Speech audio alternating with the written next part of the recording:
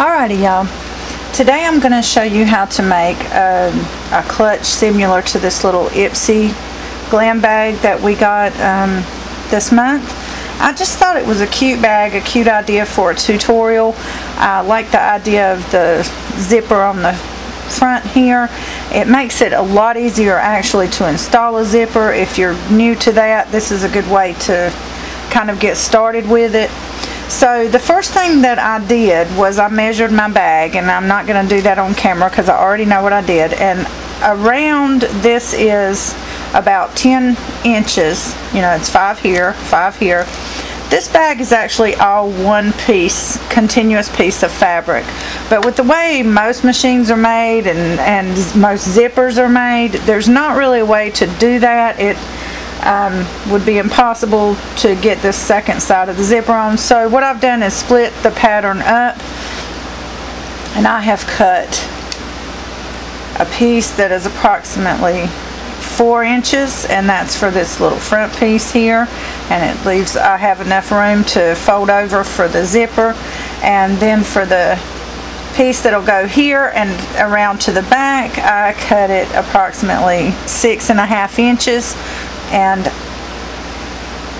what I have for the pattern pieces is you're going to have 2 outside pieces, 2 lining pieces, and 2 pieces of fusible interfacing. And my go-to interfacing is always number 809 Pelon Decor Bond. You can find it fairly cheap at any craft store, fabric store. I usually like to go to Walmart, honestly, to get the interfacing because it seems to be the cheapest there. Anyway, it just depends on what you have closest and available. So that's that. And I have a zipper here that is approximately 8.5 inches long. I measured it before starting the video.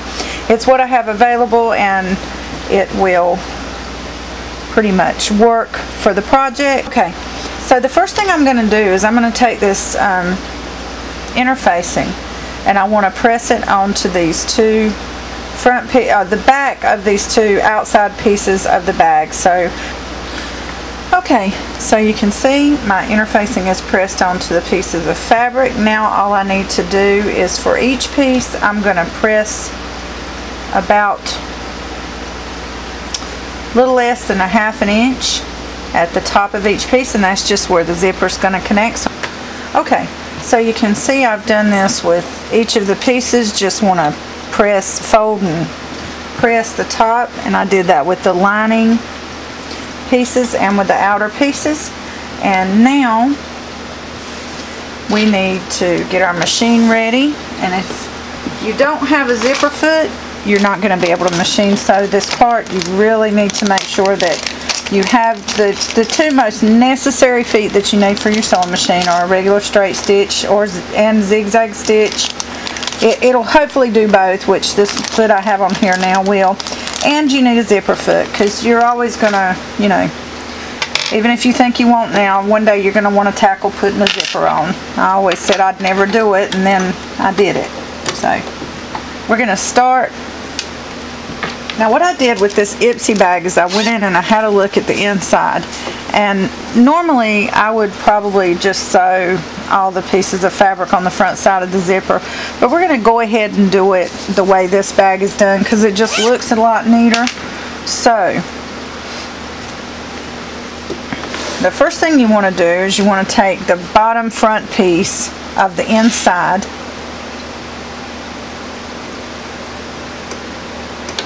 and I'm going to sew right over the top of the zipper because I want to make sure that I have everything lined up neat. And I'm just going to, with a straight stitch, and I've got my stitch length on about 3. And the tension is at a normal tension, whatever your machine would call for this type of fabric that you're using or the type of thread that you're using. I'm just going to very carefully try to keep this zipper in a line. And it's going to be obviously on the back side of the zipper, so the top part of your zipper, the pull, should be on top. You should be able to see it.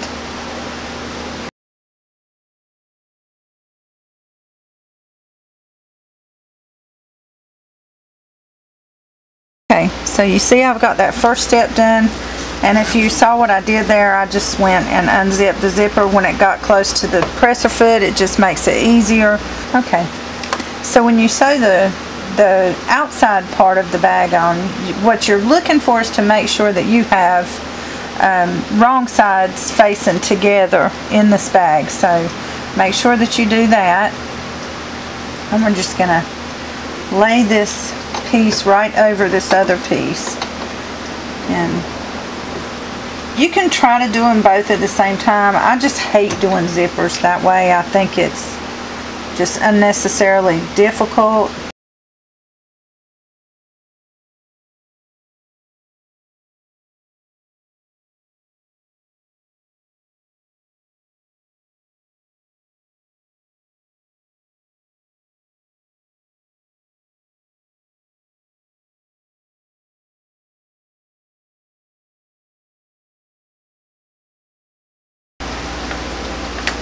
Okay, so there you see I have the front and the back and the top of the bag.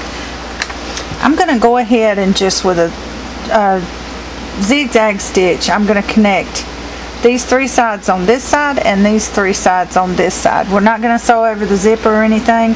I'm just doing this to keep the pieces of fabric together because it's going to be a no-turn lining and I need that fabric to stay in place.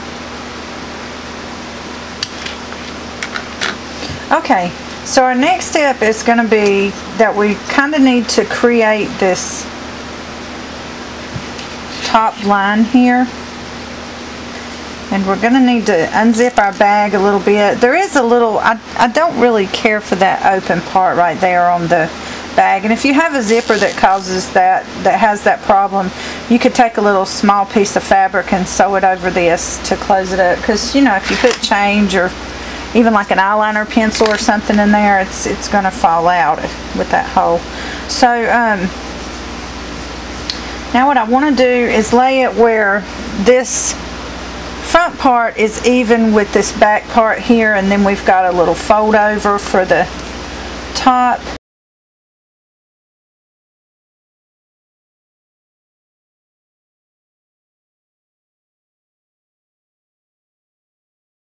Now I am just going to sew around the three sides here and then it will be done. And I'm using a straight stitch, about close to the 3, but between the 2 and the 3 stitch length.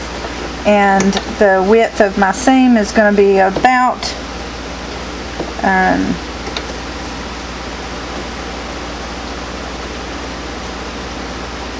going to say about a 1/2 inch. Make sure you back stitch.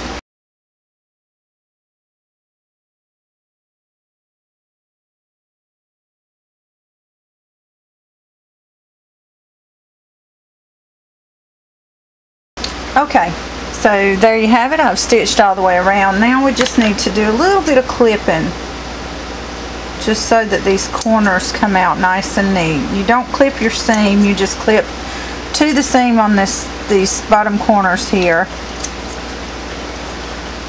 and then just clip to the edge here.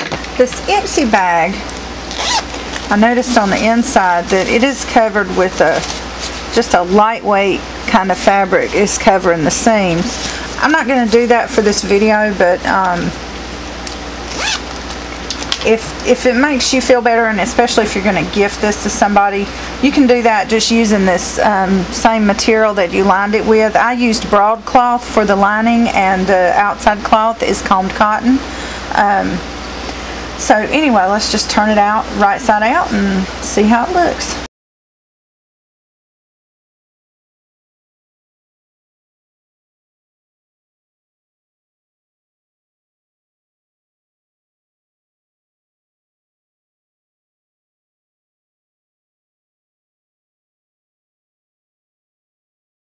So there you have it.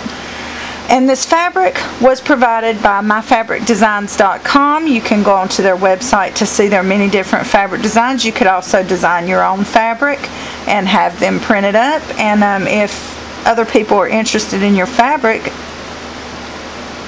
My Fabric Designs gives you a commission on every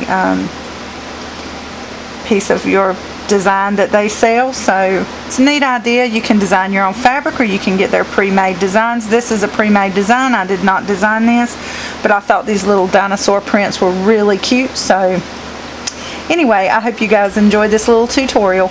Peace, y'all. Bye bye.